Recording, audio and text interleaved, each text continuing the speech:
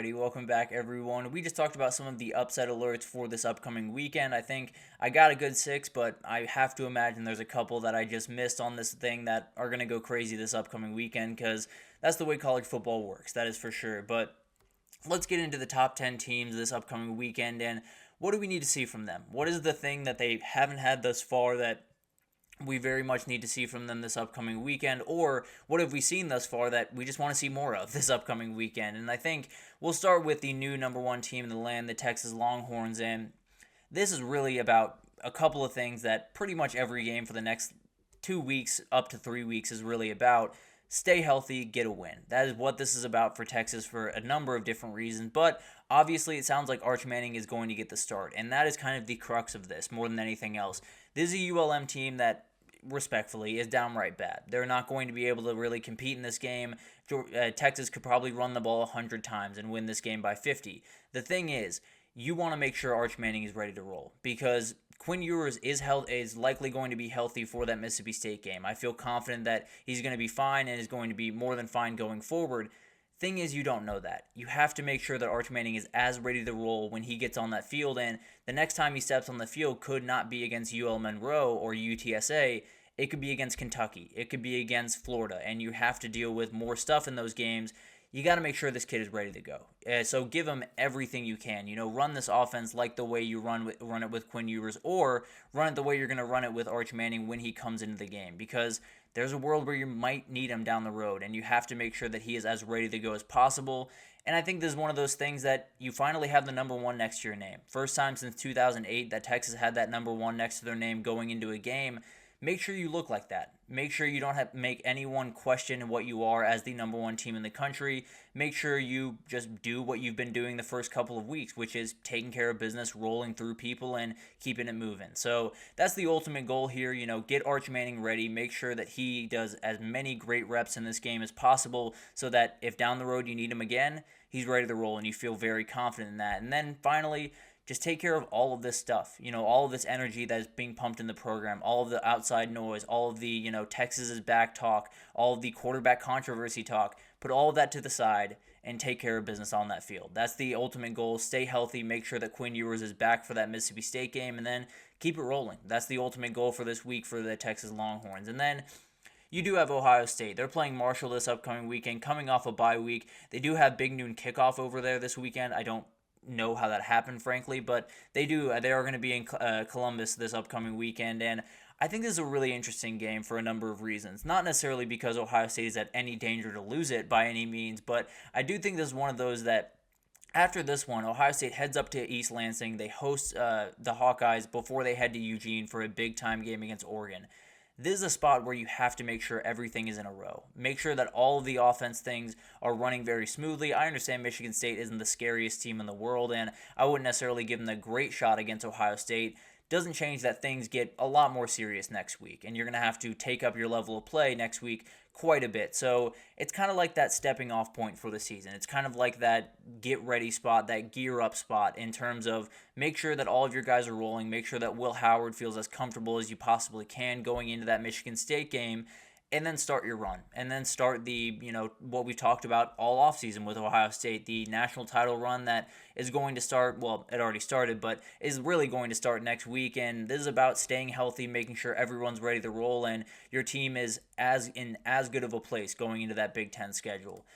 This is kind of the same situation. Ole Miss is about to head into the SEC play. They have Kentucky after this one. Then they go to South Carolina and LSU before a bye. So it's about to get a lot more real for Ole Miss. They've played a couple of layups, let's be honest. Wake Forest was a little bit tougher this past weekend, but not by much. It's definitely one of those games that Ole Miss will absolutely be able to handle this. They absolutely will be able to get a win. Now, Georgia Southern can score the ball. They caused some problems for that Boise State team, so maybe this is one that we look up and at halftime Georgia State has 20 points on the board, and we're very confused what's happening, but I tend to believe this is more about just staying healthy, keeping everything in a row, and making sure, especially the defensive side of the ball, is as ready to go as you can be, going into Kentucky, going into South Carolina, especially going into LSU, because those are three games that you're frankly going to have to win if you want to do what everything that Ole Miss wants to do this upcoming year. So I think this is not a game they have to be worried about necessarily, but definitely one where you just want to make sure your ducks are in a row as you get into the SEC play. And then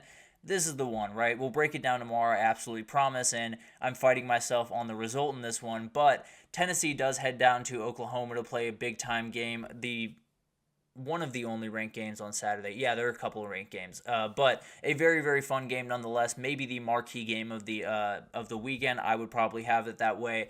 Tennessee is favored by 7 points in this game. I think this is one of those that it's all about rising to this moment. There are so many things that we've talked about Tennessee in the first couple of weeks. They played incredible football, about as well as football as really anyone in the entire country right about now.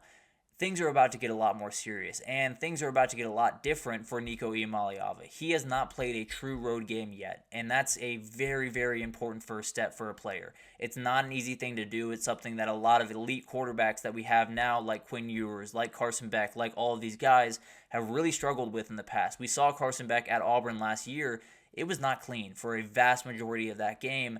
Nico's going to be walking into an absolute environment on Saturday. Norman, Oklahoma is going to be off the walls crazy. Josh Heupel is not the most popular guy around there, although I don't understand why. That's a totally different conversation. But I do think this is one of those games where it's going to get really interesting. It's one of those that you're going to have to be really, really resolute. You're going to have to be really confident. You're going to have to play with a lot of resiliency because Oklahoma's going to throw plenty at you. I promise you that. I think a lot of people are looking at Oklahoma as, just a team that is going to fade into oblivion once the SEC game play starts.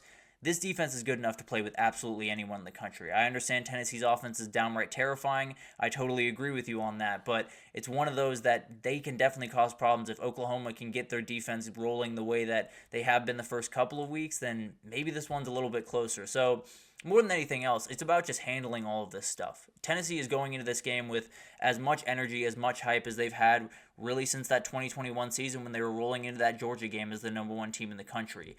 It did not go well on that Saturday. They have to make sure that they handle this a little bit better, handle the noise, handle all of the crazy stuff, and then we'll learn tons about Tennessee on Saturday. I can promise you that. Going to be a really, really fun game that I will give my full breakdown and preview for tomorrow.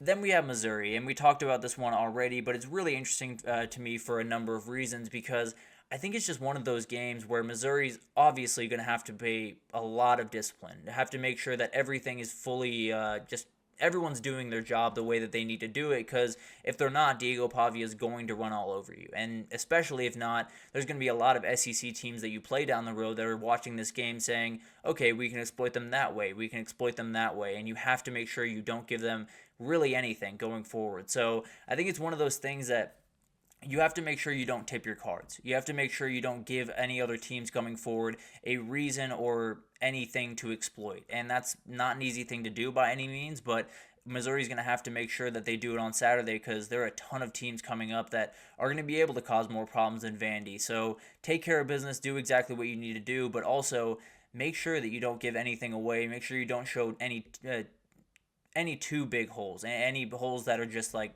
incredibly massive and can be exploited by these big time teams down the road. And then you have Miami. We've talked about this game as well, but this is one of those that USF is not going to give you a lot of openings. That's the way they play football. They play it very cleanly. They make sure that they do not give these big time teams a lot of penalties or a lot of turnovers to get them back in the game. They did an okay job early on in that game against Alabama, and then the wheels kind of fell off late. This is a game where Miami just has to be as disciplined as possible, has to make sure they play the game in front of them and don't get too ahead of themselves. Don't make sure they're not looking ahead to the ACC play. Make sure they are fully worried about what the task is on hand and then fully take care of business. It's kind of like that Tennessee game where obviously not quite as scary by any means, but you're going into a away atmosphere with as much hype as you've had in a very, very long time. Take care of business, take the punch, because you're probably going to receive one at some point in this game. Take the punch, keep it moving, and possibly win this game by double digits. And then you're talking about Miami not only as the ACC title contender, but possibly a title contender overall for the national title. But let's get into Penn State. This is the final team here, and I think this is an interesting one. Obviously, Kent State just got taken to the woodshed by Tennessee, did some just mean things to Kent State last week, and frankly, I expect the same thing from Penn State this upcoming week. The thing is, there are some nuanced things about this team that have to be fixed. this defense is not nearly where it needs to be. That's the reality of this team. They have so many holes on this back end of this defense, and frankly, if you let that happen as you roll into USC, Lincoln Riley's going to tear you to pieces. He's going to do exactly he's going to do exactly to you what Steve Sarkisian did to Michigan. He's going to make you look downright terrible, and you got to make sure you clean some of that stuff up. So defense has got to look a lot stronger. I expect them to look a lot stronger against Kent State, but you obviously want to see as much stuff as you can. Look really crisp. Make this offense continue running the way that it really has been, and has been absolutely incredible to watch through the first couple of weeks. And then also find a running mate for Harrison Wallace. I think there's a very talented player in Harrison or Trey Wallace, but you have to find someone else, whether it's Omari Evans or Julian Fleming or one of these guys that just needs to make more plays, because it can't just be Wallace and tight ends all day, or once you run into the Ohio States of the world, it's going to be hard to move that ball. So find a new guy to throw the ball to. Get Trey Wallace, obviously, the touches that he deserves, but also spread the ball out a little bit. And then, more than anything else, just take care of business. Do exactly what you're meant to do and move into the next coming games with a little bit more confidence in your defense and not so many things that can be exploited by a Lincoln Riley offense in a couple of weeks. But going to be really fun to watch all of these teams go to work. I think a couple still have a little bit of runway to figure some things out. Some have to be coming on their A game this upcoming weekend, or they're going to come away with a loss. So we'll break it down as those unfold, obviously. But let's take our last break. And when we come back, we're going to break down all of the questions I have heading into week 4. A couple that are really fun. I'll break down exactly where I was right and wrong so far this year. A lot of really fun stuff on the other side of this break.